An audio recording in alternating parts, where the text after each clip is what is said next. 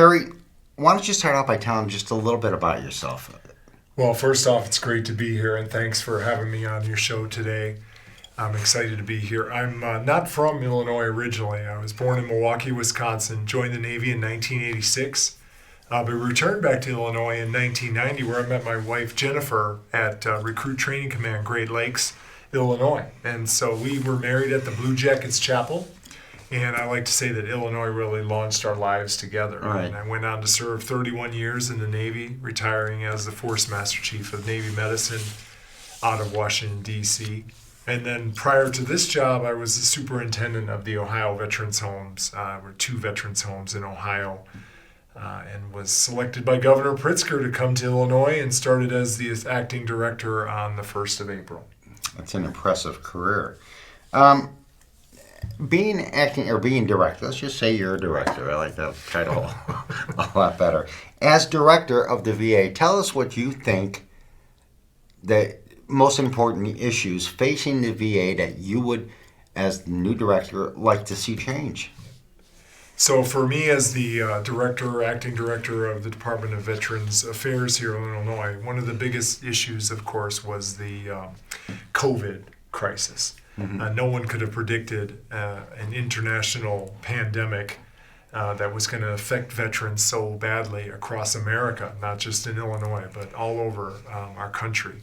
And so one of the things that we had to do was really come in and deal with that global pandemic, and also make sure that we would instill confidence in the residents of Illinois that we were going to do the right thing in our veterans' homes and by our veterans. And so that was probably the biggest initial issue that we're dealing with. Mm-hmm. But as I've been in the job now for 6 months, I'm also looking at just the amount of opportunity that's available to veterans out there. And I think one of the issues isn't that is available. The issue is, how do we get it all centered around the veteran? How do you roll it out to them? Exactly. And I think, like I said, talking to you earlier, I think the VA is doing a great job with what they have to work with. I think there's a lot of room for improvement, but I think for what they have to work with, I think they're doing as best they can. I would like to see a better way for them to roll out to the veterans the opportunities that are out there for them. The different programs, the different things that are going to benefit them.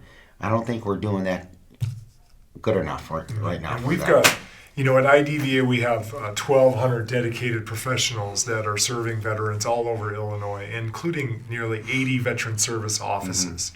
Mm-hmm. And so, as we talked about earlier, centering those services around the veteran. So the veteran comes into our organization, or we find them, which is really what we want to do as we do more and more outreach. And we partner with the federal VA, with veteran service organizations such as yourself, mm-hmm. and our partners at the Illinois Joining Forces and others, and we work together so that the veteran just has to tell their story once, and then we circle around and we provide those services, almost like a social worker type experience, right, where earlier, the veteran and their families as well, because our commitment to veterans starts from the moment they raise their hands and enlist in the service. Right. Whether they did it in Illinois or they moved to Illinois after they joined the military or after they got out of the military, we're now their partners for life. I believe in transitional services. The system can often be set up, as as a transactional. You go to McDonald's, you buy a burger, they hand you your burger, you've done your transaction. There's no...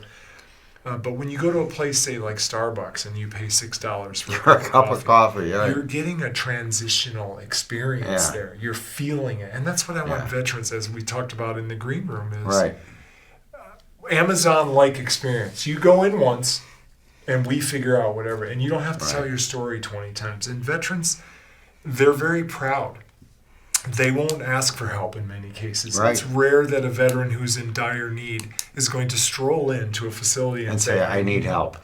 So when we talk about suicide, I look at it, how can DVA, partnering with all these organizations such as yourself and others, move that needle back so that 22 a day, we're efforting it way over here. We're not waiting until the crisis occurs. We've been involved with their life so much that we may not get to that. And that's where I believe we're going to make a lot of headway in the future. What about the mental health side? Going to the VA, seeing these doctors, and you think there's enough of that out there for our veterans? Is it adequately staffed? I believe that we're always going to have staffing challenges. And years ago, and I'm not a student of warfare, but certainly remember that at one point the military did eliminate a lot of mental health social worker positions. Because if you recall, the original Persian Gulf War was really an air war with ground, but a lot of it was air. There weren't a lot of casualties. The Afghanistan, Iraq, and certainly other places around the world demonstrated that we were going to be fighting block to block, house to house. Right. And no one could have predicted the tidal wave that's coming, or that hit and is coming in the future. And it takes a while to train a mental health professional, but even more so to train one that can relate to military personnel. Right. It's a different species altogether. Absolutely. It really is. And so I think part of what we have to do here is also involve the community. So communities have to be involved in the entire veteran and family experience. Only 1% of our nation served in the military. Right. 99% of them either don't understand or they respect it, but they don't know what all goes into that. And we have to bring these men and women back and say, you went for us, and now we're going to serve you because you went and did something that we didn't do. What I've always thought, when our veterans are returning home with PTSD and they're being discharged, that the families of these veterans returning, they still think it's the same guy that left. They don't really fully understand that that's really not the same person, that left. And that when he comes home, I don't know if the families are being prepared enough for, the veteran that's coming home with PTSD. Yeah. And I think, in my opinion, it's the reason why there's so many issues with marital issues and, the divorces and anger issues. And I think they should be prepared better, when these veterans are returning home, with PTSD, so they have a better understanding of their struggles and that it's okay to talk. Yeah, that's a great observation. In fact, I heard a line yesterday. We're doing Honoring the Hurt this week, which honors wounded warriors and specifically their caregivers, which is, as you're discussing, I don't think the general population can understand what it must be like to care for, say, an 18-year-old who's lost a leg or had been severely burned, and they've still got 70 to 80 years of life to live, and they may need care for the rest of their lives. And families are kind of trained to deal with if your service member dies. Right. I think everybody prepares themselves for that call, but they're not prepared for I just saw my love. And I saw families at Walter Reed Bethesda watch the faces of the, families of the men and women who came in with these horrific injuries of war, and kind of oh my God, what do I do next? No one's taught me this is something I wouldn't see other than in a movie. And then, so that's where the community really comes in, and our services have to really center around the family as well, ensuring that caregivers are recognized because they're on duty all the time. Yeah, I've got one of our veterans, John, and his wife. I mean, she's his caregiver, and it really takes a toll on them as well. Yeah. To see them struggle with their PTSD. It's really hard on them as well, and the entire family, But like I said, I think we're getting to the point now where we're starting to understand, and I think the more the public talks about PTSD, the more the general public understands that it's nothing to be afraid of. You're not going to be a mass murderer because you're labeled with PTSD. And I don't even like the word PTSD, disorder. Disorder sounds like you're broken, and you're not broken.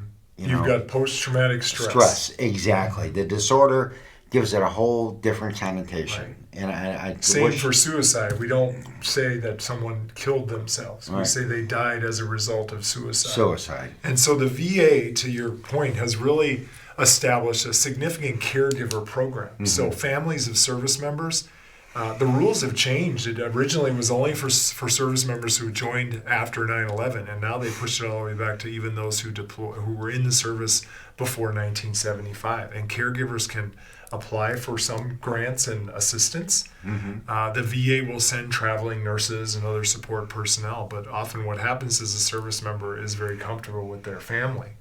And it's interesting that you bring that up because this week has shown the wife becomes the caregiver, which Right. changes the relationship. And at least two of the stories that were shown in the documentary, the family ultimately divorced Right.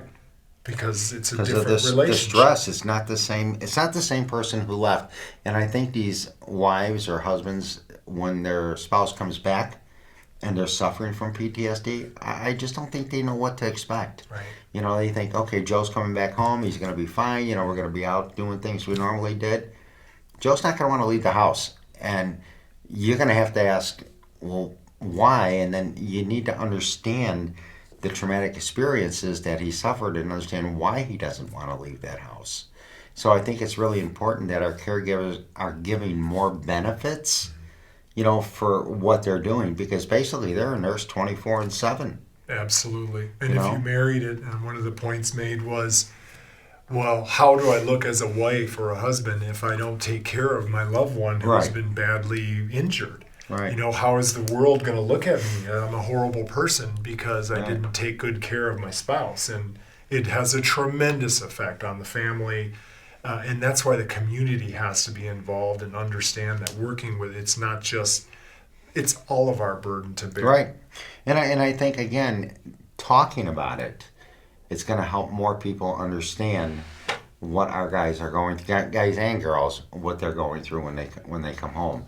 You have to be able to understand, and I don't know if anybody would ever really understand what one of our guys that got PTSD, what they experienced. I mean, you just couldn't imagine some of the things that they've been through. Right, and we've got service members who've deployed dozens of times. Right. In fact, many of my friends who've deployed, in some cases, are more comfortable on deployment than they are back here, because they're with a unit of people, and you know, they've got friends, they can protect themselves, that kind of thing. You know, and you come back to the States, a lot of that you're expected to kind of fall back into Right. a regular person. You're a warrior. And now you're Exactly. walking around with all these thoughts and feelings, and it's just And I it is think quite a difference. That's one of the biggest issues that I think when our veterans come in for a service dog, it's so hard for them to acknowledge or to admit that they need help. That's the biggest problem, because they were taught, you know, I'm tough, I could do this, I don't need any help, you know, whatever it is, you know. But and I tell them, until you can acknowledge that you need help, you're never going to get better. As long as you retain that within you, that anger or those emotions, you're never going to get better. Right. You got to be able to acknowledge that you need help. And I tell them, even with this service dog that we provide, you know, it's never going to cure PTSD. These service dogs, they're not the silver bullet, but they will make getting through the day easier. You know, but you know, another pet project of mine is homelessness for veterans. You know, my thoughts are, you know, you took the oath, you went and served, you put everything on the line. For whatever reason, I think we have way too many homeless veterans. Way too many. I think, is there anything we could do to help these veterans find suitable housing, or is there any kind, and I don't know, is there any kind of grants that they could apply for? Is there any kind of funding that we can get them? Are there any future plans of opening some housing for these guys to get them off the street and back into the society? Yeah, I'm going to give you a couple of examples. First of all, we have to be better at our outreach. As I talked about earlier, veterans don't often just stroll in the door and say, "I'm homeless, can you help me?" Because Right. they're proud. Right. I read a story today about an Army sergeant major who wound up homeless because his wife, they divorced, and you know, he didn't have any money, and all of a sudden, and as you know, general populations may be 1 or 2 paychecks away from disaster Homelessness, yeah. in many cases, and Right. with property, the price of property going up and rents going up, there's a very difficult road ahead. However, There are a number of initiatives in Illinois, and we start with even in our offices with the Veteran Service Office. If a Veteran Service Office finds that someone's homeless, you can literally drive the veteran to the VA clinic. Okay. And the VA will do the warm handoff and find them housing, at least in a temporary nature, while they work on a longer term. Mm-hmm. There's another organization, 2x4s for Hope, that is building these incredible homes in Lincoln, Illinois. Volunteers coming and building houses all across the state. I've talked to a number of people who are like, Terry, I want to help you. Right. I want to build houses for homeless veterans. Right. But your point really rings true.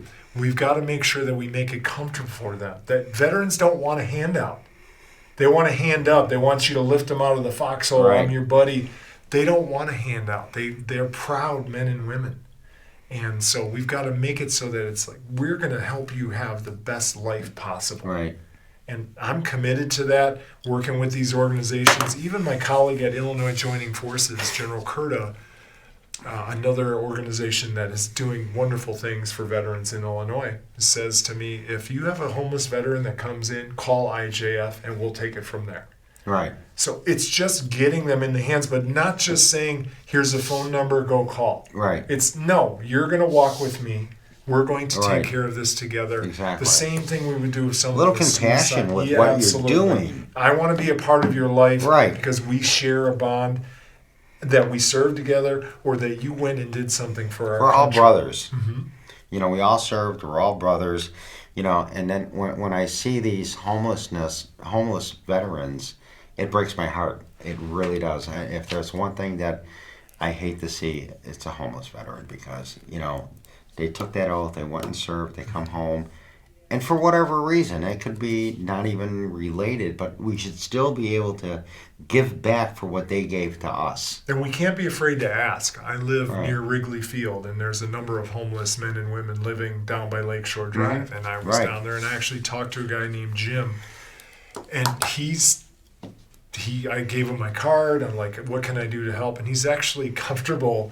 He has a bike and a Right. tent and a chair, and he's All the comforts of he's home. like he's Right? like basically, because he knows Yeah. how expensive things are, and you know, Right. even though we kind of say we can help you, you got to build trust. We're Mm-hmm. veterans, and you've got to earn trust sometimes with Right. other people, especially when you've been kind of let down, or the system, or whatever it might be. Like you were saying earlier, you have to be able to have, when a veteran comes in and needs something, you have to show compassion. You can't just say, well, here, call this number and they'll take care of you. I mean, it can't be any colder than that. You know, if you had that same piece of paper saying, look, this is who you could call. I want you to, you know what, let's give them a call right now. Right. You know? Because we both know they're not going to call. Exactly. But at least you're offering to do that from now, Yeah. and not making them feel like it's just trouble. You're Right. just Here's pushing our them off. transaction. Thank you for Exactly. coming in. You know, same thing with unemployment. You know, veterans that are unemployed. Are there any programs out there? And again, I don't know, but are there any programs out there that if you're a veteran, I'm pretty sure with like the police department or fire departments, you're awarded extra points on your test if you're a veteran, right? Is that Absolutely. true? And there are so many great organizations. I spoke at a McCormick Foundation who's doing wonderful things for veterans across Illinois at their jobs program. And I talked about they all want to hire veterans because we can count on veterans. They show up for work on time. They work hard. They produce. They have great ethics. Absolutely. Right. You can count on a veteran. Exactly. You know, there's a gentleman that I'm a big fan of who says, "Your best bet, hire a vet." That's his tagline. You got to remember that one. But with the McCormick Foundation, working with other organizations and really helping service members get their resumes prepared. Because as I told you in the green room, oftentimes the enlisted experience is difficult to explain what you did. But the reality is that there's managers, there's master's degrees, there's all this expertise. Right. The danger is, hey, you were enlisted or you were military. Let's put it in a box, stick Right. it on the shelf and say military, and you have to start over. When the reality is that the average service member leaving the military is an E5 making $50,000 to $60,000 a year with probably a couple of children. Right. So you're not going to start them at $15 an hour. They want to come in, and we need to make sure we give them a ramp that says, this is where we want somewhere where you can start kind of in something commiserate with what you were doing in the military. And so I think a lot of it is reaching out to DOD and working with them on their TAPS program. And even before so, I've done training where this is a lifelong experience where I talked about raising your hand. We want to make sure we're mentoring people and teaching them how to get out of the military. Right. Because most people aren't going to retire from the military. They're going to serve. Right. So are we training them from the day that they come in? And are we respecting it and saying, we're happy you served and we're excited to get you because you might be a senator someday or you might... Yeah. Thank you for your service is not just a word, it's an action. Right. And I couldn't agree more with you. Education. Are there, and again, don't know, are there grants out there for veterans to, say a guy wants to be an electrician or a plumber or whatever the case. Are there programs out there for them that will give them federally assisted money to attend those schools? Oh, absolutely. It starts from the moment you leave the military and using what is probably the most generous GI Bill in history, where you get college education plus you receive quarters, you get money for food. I mean, it's an incredible benefit that not a lot of service members use. The original Montgomery GI Bill wasn't used as much as this one. So it starts there again. But also remembering that most of these men and women that come out, in many cases, have families. So going to school full time isn't always an option. Right. But then you throw in all the things that organizations across Illinois do, whether it's the points for getting a job, or it's if you join a union and you get educational benefits. Many of our staff in our veterans homes that are union, the union gives educational benefits as well. And then the Department of Veterans Affairs for Illinois has a number of POW MIA grant scholarships. We do state approving agency where we dole out federal benefits for education. So there are so many pathways available, but once again, it's how do we get all the information? How do you roll it out to them, though? And how do we help them with it? There's a large percentage of veterans out there that really don't understand what they're entitled to. So how do we do that better? Yeah, and that's really the mission, as we talked about, of DVA, is to get all these services together. We don't want service members, veterans, and families lost in that sea of opportunity. We want them to be literally walked through the programs. And as I said, when you come in for services, not only are we helping you with this, but we also ask about that. We also check on your mental health, and we're following up with you. And to do that, it's going to take a lot more people. And as I've shared, we are partnering with as many organizations as we can to blur those lines so that we're working together. There's so much excellence going on.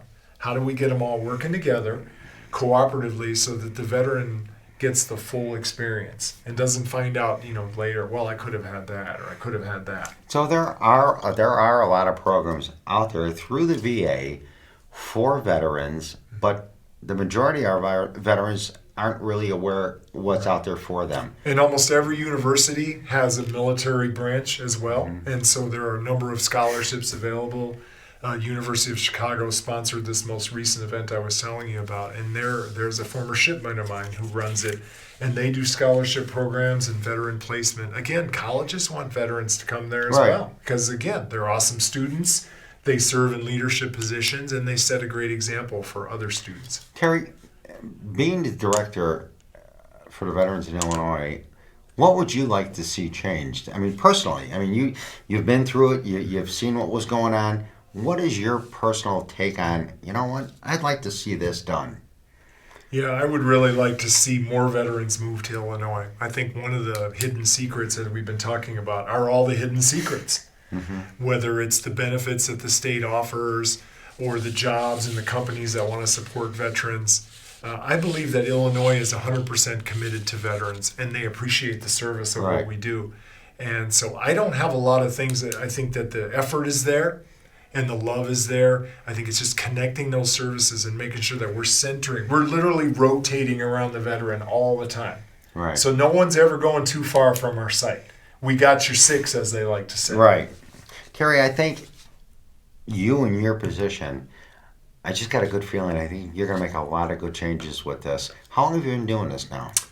In this capacity? This job I started on April 1st. Okay. And so I spent the first 3 months literally doing triage, going to all the veterans' homes, looking at the processes and procedures, hiring some new people. We're bringing in an incredible group of professionals, including a new chief of staff. I've got a nice balance of military and civilian people who are bringing expertise from other portfolios, but have a genuine love for Right. veterans and their families. Well, I've got some high hopes for you, and I will be on the phone with you. I know you will. Believe me, I will be on the phone with you. Talking about like the nursing homes for veterans or the hospitals, what's your take on that? You think we're doing a good job with that? I believe that we have done, Illinois has done a great job. The veterans' homes themselves are older in some cases. Right. And we weren't expecting, no one was expecting a global pandemic. But I Right. can tell you that we've got dedicated professionals running those homes. And in fact, you'll be happy to know that we expect to open the Chicago home very soon in the next several months, hopefully. That's Just awesome. dealing with some last minute things. And we're spending nearly $300 million to build a new facility at Quincy. Wow. Terry, I want to thank you. I wish we had more time because there's a lot Me more too. I'd like to talk to you about. I'm going to have you back on. I want to thank you for being my guest tonight, and I'm really looking forward to you doing some really amazing things with the VA because you really seem like your heart's in the right spot. You Absolutely. really do. And that's rare. I mean, you seem like you're taking a really personal interest in everything that you're doing for You veterans. know, we only exist because of veterans. Without a doubt. Our, So- our jobs are only there because of the veterans who served. Well, in Thank that you so case, much. thank you so So much, good to Terry. see I you. appreciate your time here.